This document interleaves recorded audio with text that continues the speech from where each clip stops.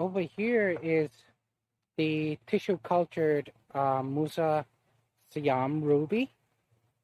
As you can see, the leaves are turning brownish red already.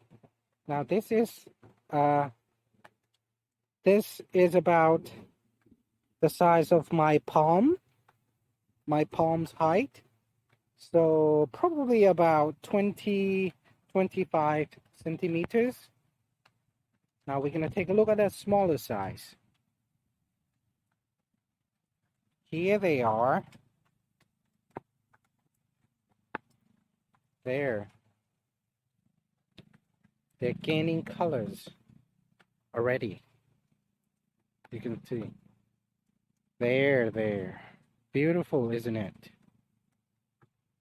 Now this one is pretty much the same size as this guy. And you can see the other one. They're starting to gain colors.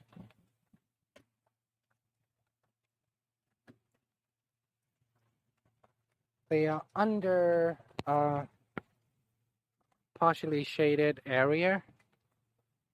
This reduces the sunlight about 50%.